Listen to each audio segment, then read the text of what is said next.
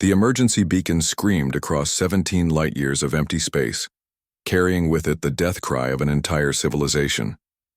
On the massive orbital platform of New Centauri, Council Admiral Reth felt his four hearts skip a beat as the translation systems finally decoded the desperate message from the Andoris system. "They are coming," the voice whispered through static, barely recognizable as belonging to Chancellor Mira of the Trilaxian Republic. "The swarm has taken our outer worlds, billions dead. Our fleets, gone. We have perhaps days before total extinction. Please, anyone who receives this, remember us." Reth had seen war before. His silver skin bore scars from conflicts that had shaped the galaxy for centuries. But something in that broken transmission made his blood run cold. The Trilaxians were peaceful traders. Their technology focused on commerce and exploration, rather than warfare, but they were not helpless. Their defensive fleets should have been able to hold any reasonable attack force. The situation room filled quickly as representatives from the major species arrived through teleportation gates and shuttle bays. First came Commander Vel of the Photari, her crystalline body reflecting the emergency lighting in brilliant flashes. The Photari had ruled the galaxy's eastern spiral for millennia, their energy weapons and force field technology unmatched by any known civilization.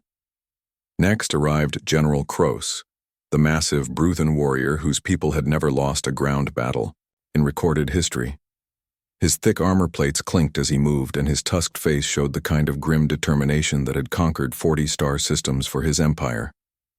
The psychic Mindari sent their representative through pure mental projection, a shimmering outline that spoke directly into everyone's thoughts.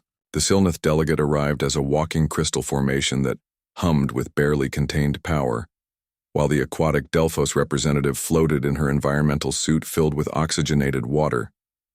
Last came the insectoid Kyrex, their ambassador clicking and chittering in rapid communication with the hive mind that connected every member of their species. Together, these 6 races controlled most of the known galaxy and commanded fleets that could flatten entire star systems. "What do we know about this Crimson Swarm?" Reth asked, calling the emergency session to order. Commander Vel stepped forward, her voice carrying harmonics that translated directly into meaning. Long-range sensors detected massive biomechanical constructs moving through the outer rim territories. Each vessel appears to be grown rather than built, combining organic matter with absorbed technologies from conquered civilizations. The holographic display showed grainy images of the enemy fleet. The ships looked alive with pulsing surfaces that seemed to breathe and writhe through space. Organic tendrils connected individual vessels into larger formations, creating a network that moved with perfect coordination. 17 systems have gone dark in the past month, General Kroos rumbled, his voice like grinding stone. No survivors, no refugees, no distress calls until now. Complete absorption of all population and resources. The Mindari projection flickered with distress. "We sense nothing from the consumed worlds. No thoughts, no dreams, no consciousness. It is as if billions of minds simply vanished from existence." Reth studied the tactical reports with growing alarm. Each attack followed the same pattern.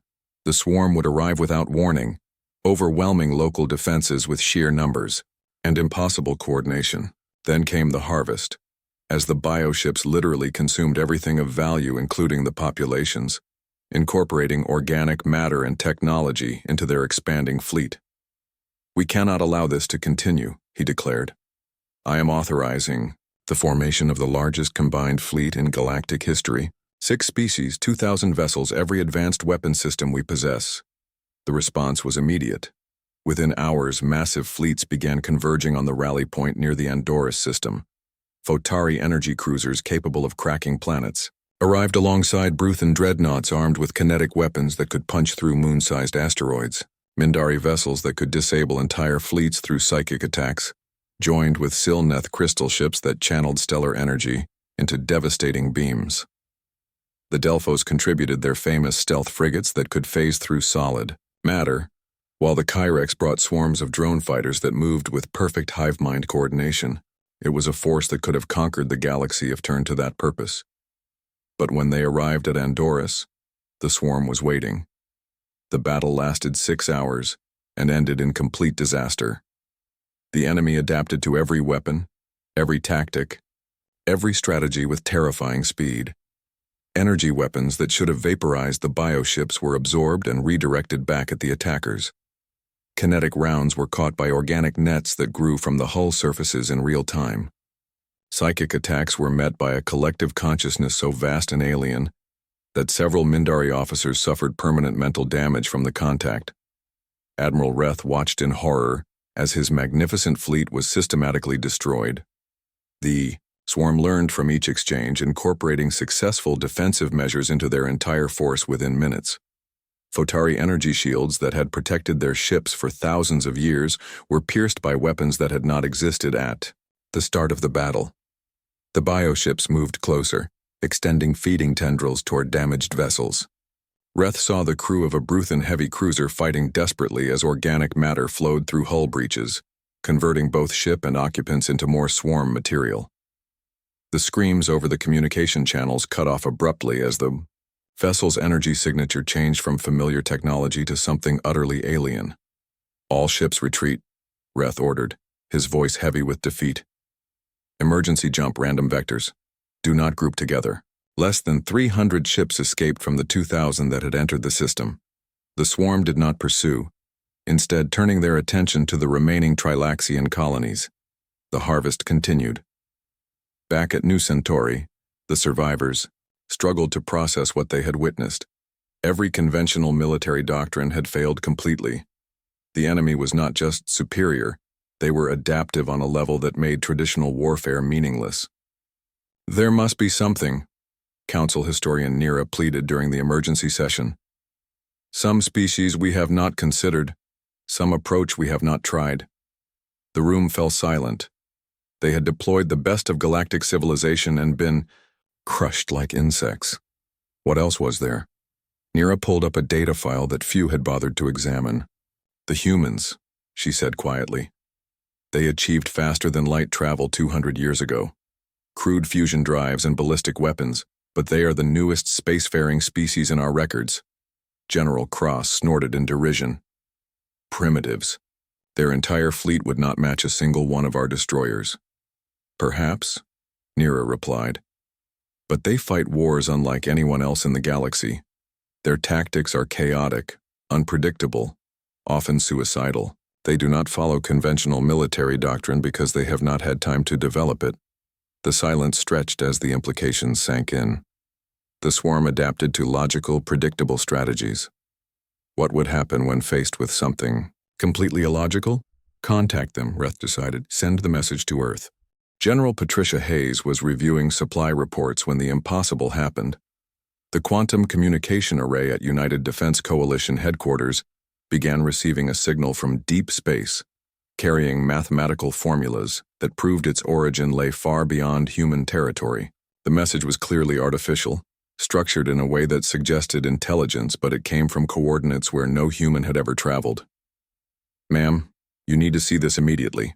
Lieutenant Colonel Barnes burst into her office without the usual formalities. His face was pale despite his dark complexion, and his hands shook slightly as he handed her the preliminary translation. "The linguistics team has been working on this for 6 hours. They think it's a first contact scenario." Hayes set down her coffee and read the decoded message. The words seemed simple enough, but their implications made her pulse quicken. A galactic civilization was asking for help. Not resources, not technology, but military assistance against something called the Crimson Swarm that was destroying entire star systems. "This could be an elaborate hoax," she said, though her instincts told her otherwise. The mathematical proofs embedded in the transmission were beyond current human capabilities, and the astronomical data matched recent deep space observations. "The source point is moving, ma'am," Barnes replied. "Consistent with a massive space station in orbit around a star we cataloged as NGC 2.847. The transmission includes star charts, tactical data, and what appears to be historical records of 17 civilizations that have been completely wiped out." Hayes had spent 30 years in military service, rising through the ranks during the resource wars of the late 21st century and the colonial expansion conflicts that followed. She had seen humanity at its worst and its best, had commanded fleets, in battles that determined the fate of entire planets. But nothing had prepared her for this moment. The next 12 hours passed in a blur of emergency meetings and frantic preparation. World leaders debated the authenticity of the message while military commanders studied the provided data about the swarm. The biomechanical ships described in the alien reports represented technology far beyond human understanding, capable of adapting to any known weapon system within minutes of first contact. President Chen authorized the deployment of humanity's deep space fleet under Hayes's command, but the numbers were sobering. Earth could field exactly 73 vessels capable of interstellar travel, most of them converted exploration ships hastily armed with military hardware. Against an enemy that had destroyed fleets numbering in the thousands, it seemed like sending ants to fight dragons. Hayes selected Captain Robert Anderson to lead the expedition. The man had earned his reputation during the Titan Rebellion, where his unconventional tactics had broken a siege that conventional forces could not crack. Anderson was known for thinking outside regulations, for finding solutions that textbook strategies missed. If anyone could make humanity's limited resources count, it would be him. The human expeditionary force assembled at Luna Station within 48 hours. The flagship UNS Defiance looked crude compared to the elegant alien vessels shown in the eye, provided data. Human ships were angular, heavily armored, covered in weapons pods and sensor arrays that had been added whenever new technology became available. They resembled military hardware rather than the artistic creations other species seemed to prefer. Anderson studied the fleet from the bridge of the Defiance as they prepared for the jump to faster-than-light speed. 73 ships carrying 8,000 crew members, humanity's entire contribution to a galactic war. The alien message had indicated that millions of vessels from 6 different species had already failed against the swarm. Analysis of the tactical data, Dr. Martinez? He asked the fleet's chief science officer. Elena Martinez had joined the expedition specifically to study alien technology and biology. Her expertise in xenobiology made her one of only 12 humans qualified to understand the swarm data. Her preliminary report made for disturbing reading. The enemy appears to be a collective consciousness distributed across multiple biomechanical platforms, she explained. They learn from every encounter, sharing knowledge instantly across their entire network. What defeats one ship becomes impossible to use against any other ship in their fleet. Sounds like a problem for conventional tactics, Anderson mused. Good thing we've never been very conventional. The jump to hyperspace felt different this time, knowing they were traveling further from Earth than any human had gone before. The alien coordinates led to a system designated Andoris, where the survivors of the galactic fleet waited for reinforcements that might never come. They emerged from hyperspace to find a graveyard.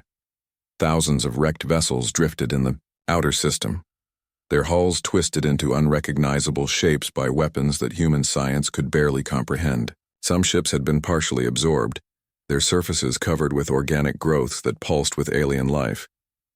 Incoming transmission, Communications Officer Park reported. It's from one of the surviving ships. Photari design according to our database. The view screen filled with the image of Admiral Zeph, a crystalline being whose body reflected light in patterns that somehow conveyed emotion. The translation system struggled with the complex harmonics of his voice, but the meaning came through clearly enough. Human vessels, I am Admiral Zeph of the Photari Republic. We appreciate your response to our distress call, though I must inform you that the situation is beyond hope. The swarm has grown stronger since our defeat, absorbing our technology and tactics. We estimate their current fleet strength at over 3,000 vessels. Anderson studied the alien commander with professional interest. Despite the unusual appearance, Zeph carried himself with the bearing of a career military officer. The defeat had clearly shaken him, but he maintained discipline and composure. Admiral Zeph, this is Captain Anderson of the Human Expeditionary Force. We've studied your tactical reports and have some ideas that might help. Request permission to examine the battlefield wreckage. A pause. Captain, your ships appear to be armed with primitive kinetic weapons and chemical explosives. The swarm has already adapted to far more advanced systems. Perhaps you should consider withdrawal while escape remains possible. Respectfully, Admiral, we didn't come this far to turn around at the first sign of trouble. Humans have a saying about desperate times requiring desperate measures. Dr. Martinez coordinated the examination of the alien wreckage with teams from the other surviving ships. What she found confirmed her worst fears and her greatest hopes. The swarm adapted through quantum neural networks that processed vast amounts of tactical data, learning and counter-adapting at incredible speed. But the system showed signs of predictable patterns, structured responses that followed logical progressions. "They're too smart," she told Anderson during her briefing. "The swarm learns so efficiently that they've become predictable in their unpredictability. They respond to threats using optimal solutions calculated through advanced algorithms." "And what happens to advanced algorithms when you feed them garbage data?" Anderson asked with a predatory smile. Before Martinez could answer, proximity alarms began screaming throughout the fleet. Long-range sensors detected massive hyperspace distortions as the swarm emerged from faster-than-light travel at the edge of the system. Bioships the size of cities hung in space like malignant growths, their surfaces crawling with absorbed technologies from dozens of conquered civilizations. The harvest fleet had arrived, and this time they intended to finish what they had started. The swarm bioships moved like a plague across the star system, their organic hulls pulsing with the heartbeat of 1,000 consumed civilizations. Each vessel was unique, a horrifying combination of flesh and metal that defied every principle of spacecraft design. Some resembled gigantic insects with wings that caught starlight and focused it into deadly beams. Others looked like flying cathedrals of bone and crystal, their surfaces crawling with tendrils that reached out hungrily toward any nearby matter. Admiral Zeph watched the enemy approach with the resignation of someone who had already witnessed the impossible. His remaining Photari vessels hung in formation with the scattered survivors from 5 other species, their weapons charged and shields raised in a defensive posture that had failed catastrophically just days before. "Human ships, I recommend you maintain maximum distance," he transmitted to the Earth fleet. "The swarm will focus on the largest threats first. Your vessels may survive long enough to escape if you begin charging your jump drives now." Captain Anderson ignored the advice completely. Instead of retreating, the human fleet began moving toward the approaching enemy at full acceleration. But something was wrong with their formation. The ships scattered across a volume of space that spanned millions of kilometers, moving in patterns that violated every principle of tactical coordination Anderson had learned during his military career. "Captain Anderson, your fleet is dispersing," Zeph transmitted urgently. "You cannot engage the swarm with such scattered forces. They will destroy you ship by ship." "That's the plan, Admiral," Anderson replied calmly. "All ships execute Pattern Chaos 7. I repeat, Pattern Chaos 7. The response from the human fleet was unlike anything the galactic observers had ever witnessed. Instead of forming battle lines or defensive formations, the ships began moving in completely random directions. Some vessels flew backward while others spun in tight spirals. Several ships appeared to have suffered navigation failures, tumbling through space while firing their weapons in seemingly random directions. Dr. Martinez had spent the past hour working with the fleet's communications specialists to prepare what they were calling Operation Confusion. Every human ship began broadcasting on all frequencies simultaneously, filling space with contradictory signals that defied any logical pattern. Some vessels transmitted mathematical paradoxes. Others played recordings of human music ranging from classical symphonies to death metal, and several ships simply broadcast random static mixed with fragments of poetry. Lieutenant David Kim aboard the destroyer UNS Chaos had discovered something interesting about the swarm's neural network while analyzing the wreckage from the previous battle. The enemy's adaptation algorithms worked by processing vast amounts of tactical data and identifying optimal counter-responses. But the system showed signs of strain when forced to process contradictory or impossible information. "Broadcasting. Sequence 7 now," Kim reported over the tactical channel, mixing prime number sequences with song lyrics and random electromagnetic noise. "The nearest swarm ship is showing fluctuations in its energy signature." The bioship in question had been approaching with the smooth confidence of a predator that had never encountered effective resistance. Its hull bristled with weapons absorbed from dozens of different species, each system perfectly integrated into the organic matrix that controlled the vessel.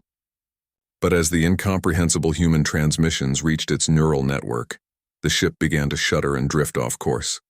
Commander Lisa Park led Squadron 5 in what human tactical doctrine called the Crazy Ivan maneuver. Though no alien observer could understand why humans named their tactics after fictional characters, her 6 destroyers had been flying in perfect formation until they suddenly reversed direction at maximum acceleration, bringing them into knife-fighting range of a swarm bioship the size of a small moon. The alien vessel tried to adapt its defenses to the sudden change in tactics, but human weapon systems defied easy categorization. Park's ships fired kinetic rounds made from depleted uranium at velocities that should have torn the guns apart. They launched missiles that carried no explosive warheads instead, detonating containers of industrial adhesive that gummed up the bioship's external sensors. One destroyer fired a torpedo filled with nothing but glitter and confetti, creating a cloud of reflective particles that confused the enemy's targeting systems. "This is insane," Admiral Zeff transmitted to his remaining officers. "They are fighting a space battle with party supplies and construction materials." But the impossible was happening. The swarm bioship, faced with weapons that made no tactical sense, began showing signs of system failures. Its adaptive algorithms crashed repeatedly as they tried to counter threats that violated basic principles of physics and military logic. Kinetic rounds bounced off its hull harmlessly one moment, then punched clean through its defenses the next, because the human gunners had loaded their magazines with random mixtures of ammunition types. Chief Engineer Anna Thompson aboard the UNS Defiance was coordinating what she had dubbed Operation Pandemonium with grim satisfaction. Every human ship in the fleet was executing a different battle plan, most of which had been written by junior officers specifically to confuse rather than destroy the enemy. Some vessels were flying in figure-8 patterns while firing at random intervals. Others had shut down their main engines and were using maneuvering thrusters to dance through space like drunken ballet performers. The swarm's collective consciousness, evolved to process and counter logical military strategies, found itself drowning in contradictory data.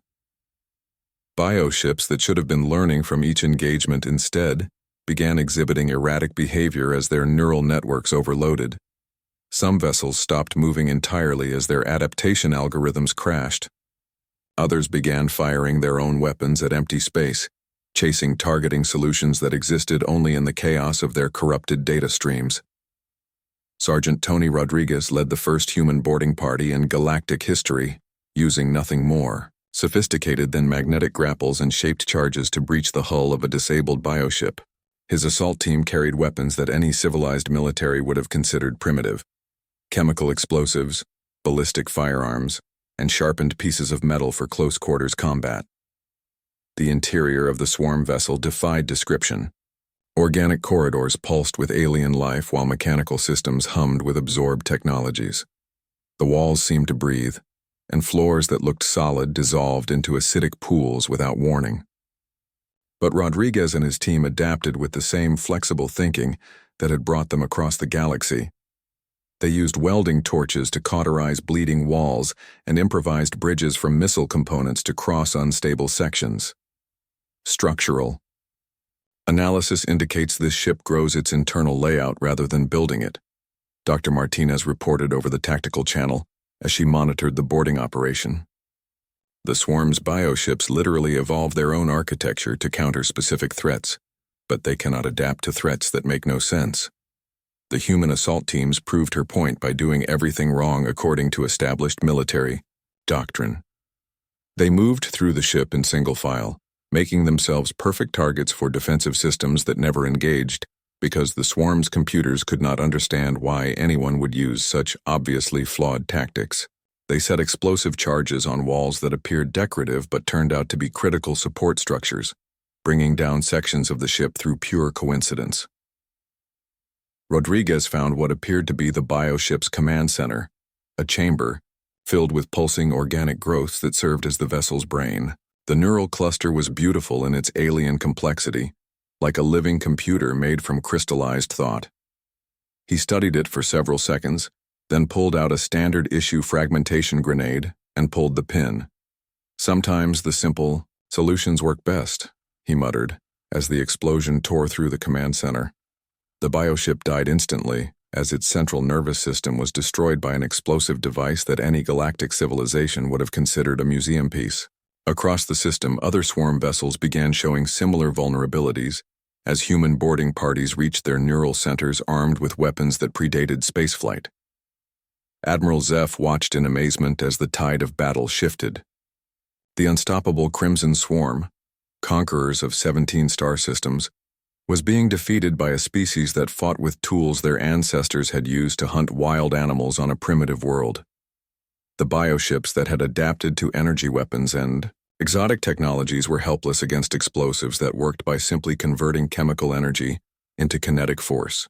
"Captain Anderson," he transmitted, "how is this possible? Your weapons are centuries behind our technology. Your tactics violate every principle of space warfare, yet you are winning." Anderson's response came back with what the translation system identified as human laughter. "Admiral, we've been fighting wars on Earth for thousands of years. We learned a long time ago that the best way to win is to never fight the battle your enemy expects. These swarm things are smart, but they think too much. Sometimes you just need to hit them with a rock." The swarm's queen mind, distributed across hundreds of bioships, experienced something unprecedented in its species' history. For the first time since achieving consciousness, the collective intelligence faced an enemy it could not understand, could not predict, and could not counter. The humans fought like forces of pure chaos, their actions defying not just logic but basic survival instincts. As more bioships fell to tactics that should not have worked, the Queen Mind made a decision that shocked every observer. The remaining swarm vessels began withdrawing toward hyperspace jump points, abandoning the system they had come to harvest. For the first time in their expansion across the galaxy, the unstoppable Crimson Swarm was retreating from battle. The retreat of the swarm fleet sent shockwaves through the neural network that connected every bioship in their armada. For 3 million years, the collective consciousness had expanded across the galaxy without ever experiencing defeat. Now faced with an enemy that defied all logic, the Queen Mind struggled to process what had happened. Dr. Elena Martinez floated in the zero gravity of the captured bioship's central chamber, studying the organic computers that had controlled the vessel's adaptive systems. The neural clusters were beautiful in their complexity, like living crystals that pulsed with stored memories from 1,000 conquered worlds. But they were also fatally flawed in ways that revealed the swarm's ultimate weakness. "The adaptation process follows quantum neural pathways," she explained to Captain Anderson through her comm unit. "Each bioship learns by processing tactical data through probability matrices that calculate optimal responses. But the system assumes that all intelligent behavior follows logical patterns." Anderson examined the readings she was transmitting from inside the alien vessel. The swarm's computers had literally burned out trying to understand human tactics that made no sense according to their programming.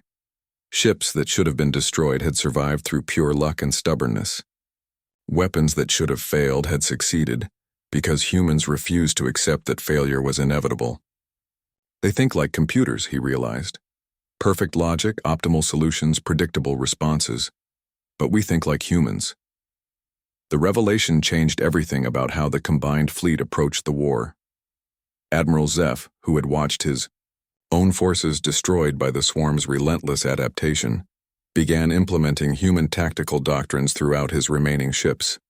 Photari energy cruisers started flying in random patterns while broadcasting conflicting sensor data.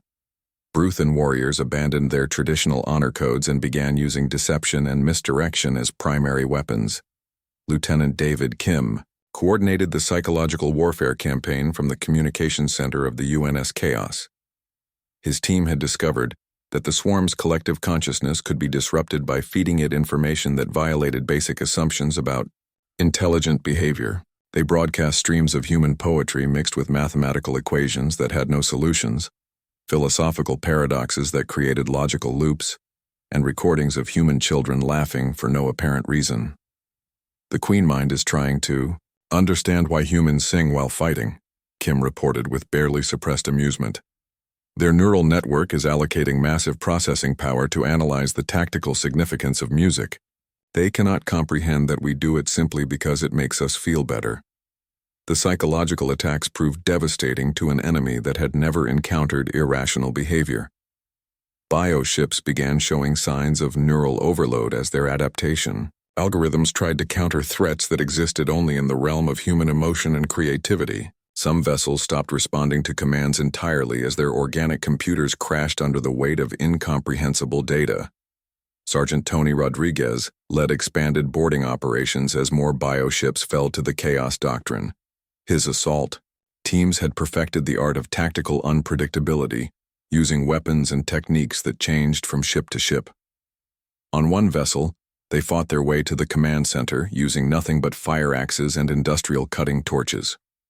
On another, they defeated the ship's defenses by playing loud music and setting off fireworks in the corridors. The swarm's biomechanical defenders could not adapt to enemies who seemed to make up their tactics on the spot. Internal security.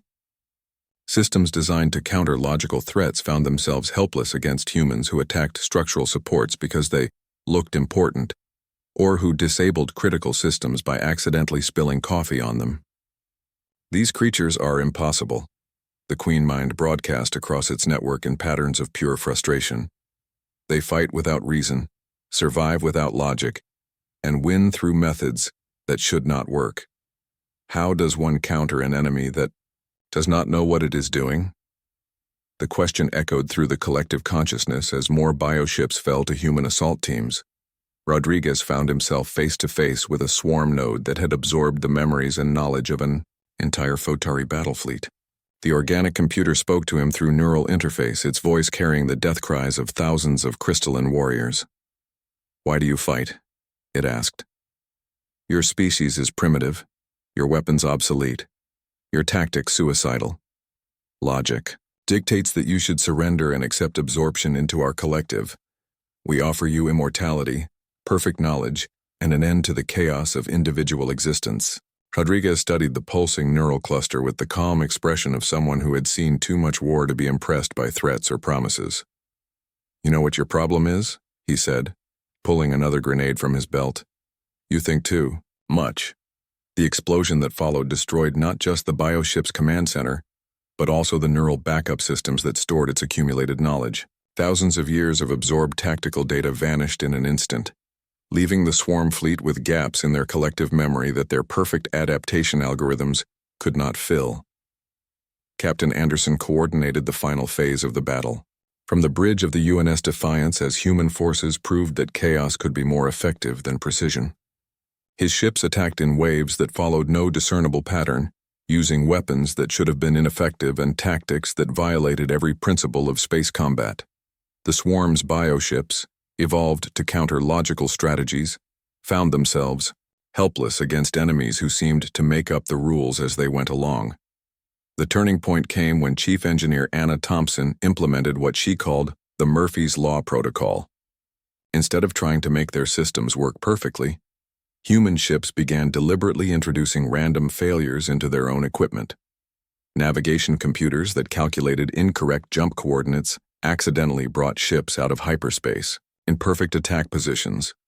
Weapons that misfired ended up hitting critical targets that careful aim had missed. Life support systems that failed at inconvenient moments forced crew members to take actions that confused the swarm's tactical predictions. "We are fighting an enemy that wins by being incompetent," Admiral Zeff observed with a mixture of admiration and bewilderment.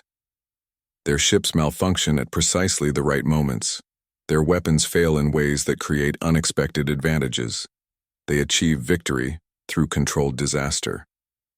Dr. Martinez made the final crucial discovery while analyzing neural data from captured bioships. The swarm's greatest strength was also their ultimate weakness. The collective consciousness that allowed them to share knowledge instantly across their entire fleet also meant that confusion and errors propagated through their network at the speed of thought. "When we confuse one ship, we confuse them all," she explained during the tactical briefing. "Their neural network is so interconnected that logical paradoxes spread like a virus through their entire collective, We are not just defeating their ships, we are crashing their civilization's operating system. The realization led to the development of targeted confusion weapons specifically designed to overload the swarm's neural networks. Human ships began broadcasting logical paradoxes, impossible mathematical problems, and recordings of heated debates about whether hot dogs qualified as sandwiches. The effect on the enemy fleet was immediate and catastrophic. Bioships that had functioned perfectly for millennia began showing signs of system-wide failures as their organic computers struggled to process information that had no logical resolution. Some vessels simply shut down as their neural networks crashed. Others began exhibiting erratic behavior as corrupted data spread through their command systems. The Queen Mind, faced with the collapse of its perfect collective consciousness, made a decision that no member of its species had ever contemplated. For the first time in 3 million years of expansion, the swarm broadcast a signal that the translation systems identified as a request for ceasefire. "We do not understand you," the message began, transmitted on frequencies that carried harmonics of confusion and fear. "Your species fights without logic, wins through failure, and grows stronger through apparent weakness. We cannot adapt to chaos itself. What do you want from us?" Captain Anderson found himself in the unprecedented position of negotiating with an enemy that had conquered 17 star systems. The request was so unexpected that he had to consult with Earth Command before responding. The answer, when it came, was typically human in its straightforward simplicity. "We want you to leave," he transmitted back. "Find some empty space where you can exist without consuming other civilizations. Stop harvesting intelligent species and learn to create instead of absorb. Do that, and we will not hunt you across the galaxy." The Swarm Queen Mind considered this proposition with the same analytical processes that had guided its species for millions of years. The humans offered something no enemy had ever provided: the opportunity to retreat with dignity instead of facing complete destruction.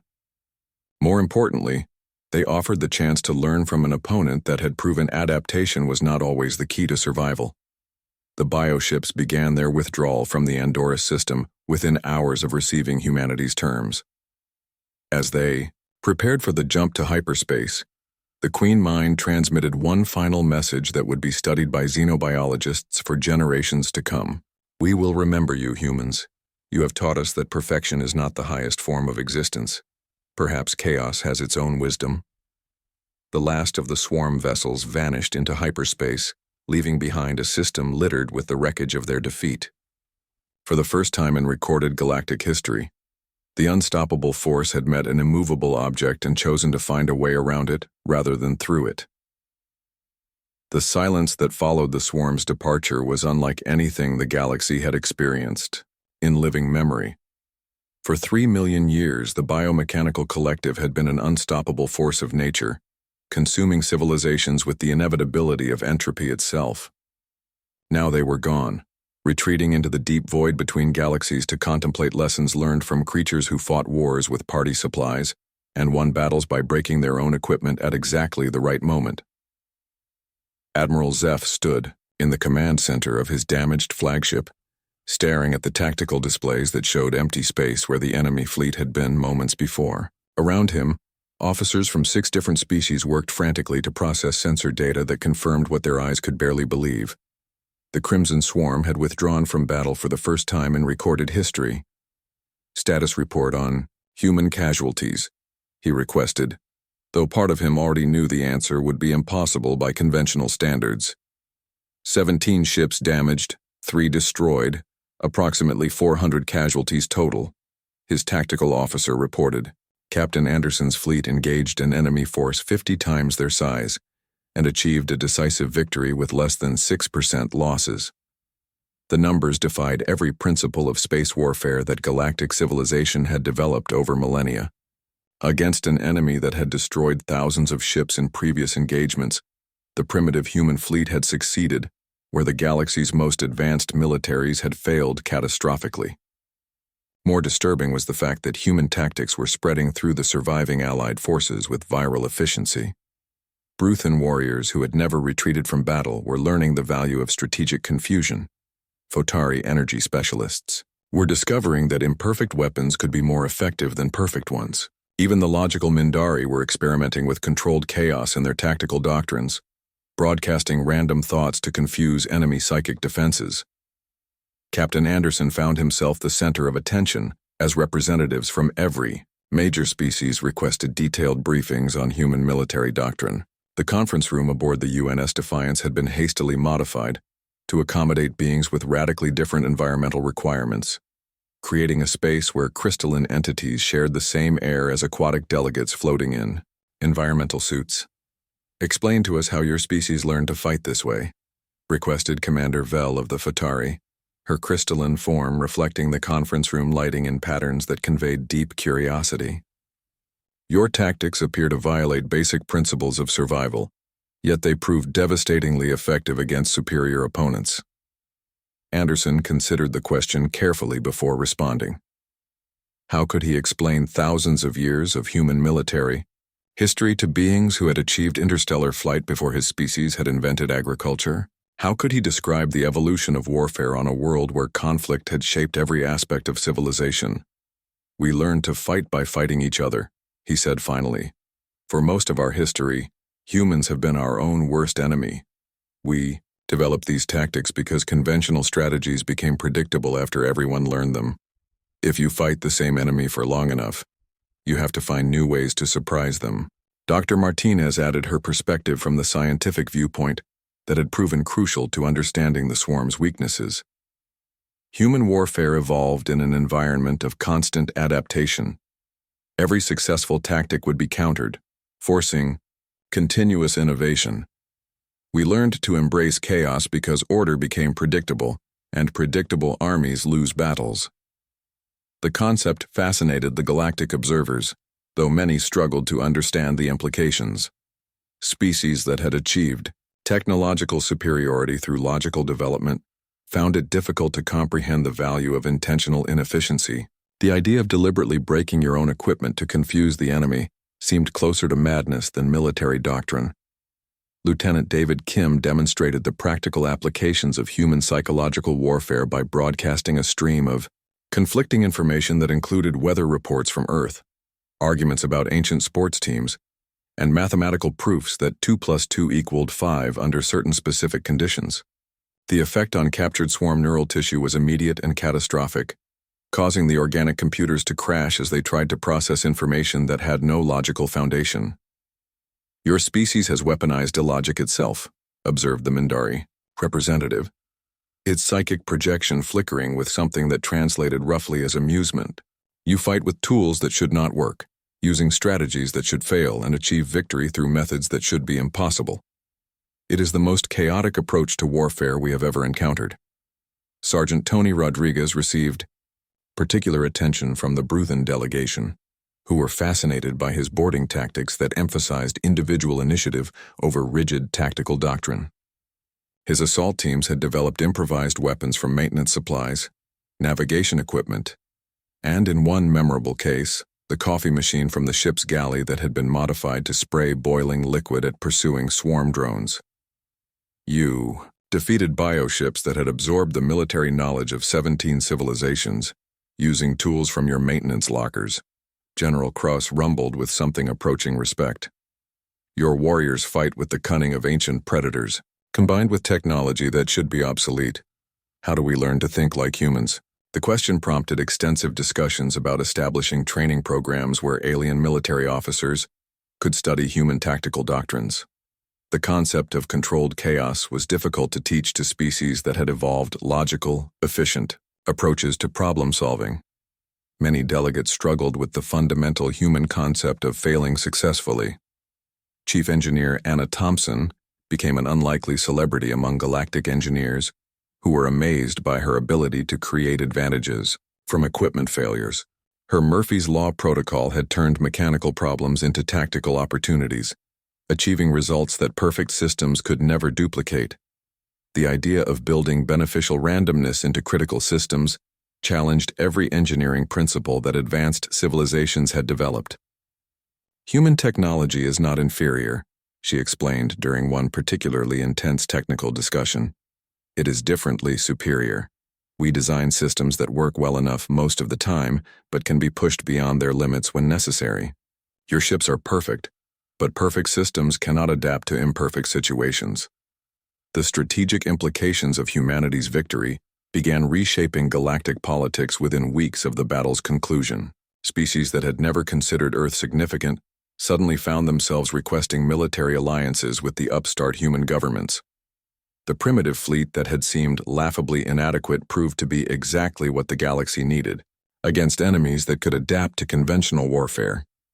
Admiral Reth arrived from the Galactic Council headquarters to personally investigate the human tactical doctrines that had achieved the impossible.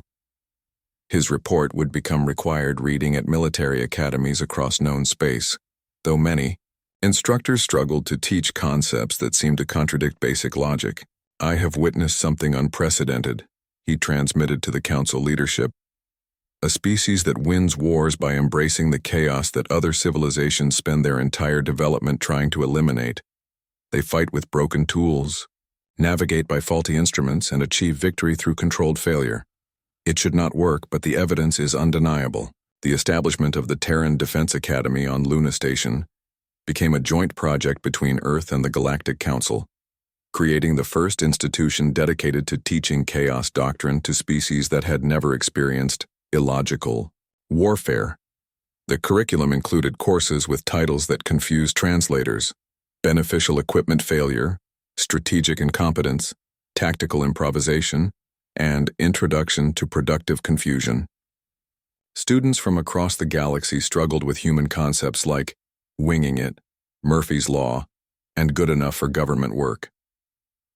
The idea that approximate solutions could be more effective than perfect ones challenged fundamental assumptions about intelligence and efficiency that had guided galactic civilization for millennia. Captain Anderson received promotion to admiral and appointment as humanity's first representative to the Galactic Council's military command structure. His fleet, no longer considered primitive but rather pioneering, became the foundation for a new type of warfare that emphasized adaptability over optimization, creativity over efficiency, and chaos over order.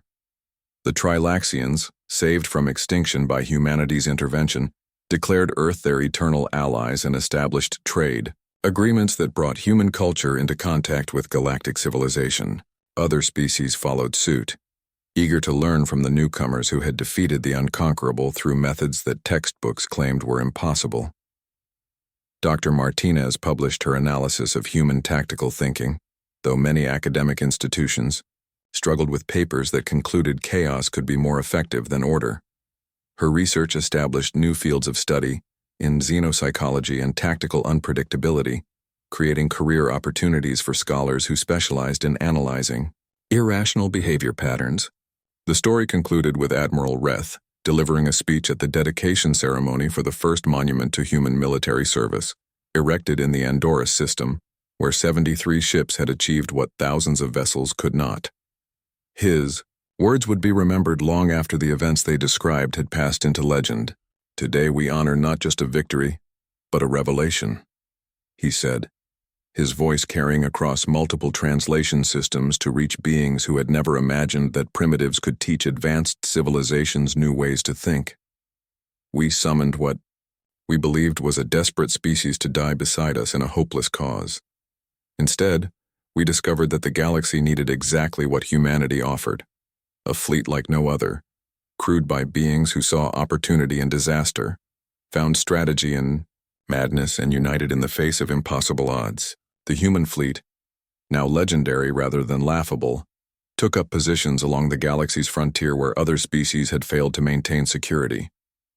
Where once there had been the Crimson Swarm's inexorable advance, now there were human voices, on the radio, singing old Earth songs between the stars and reminding the galaxy that chaos could be its own form of order. Humanity had arrived, and the galaxy would never be the same.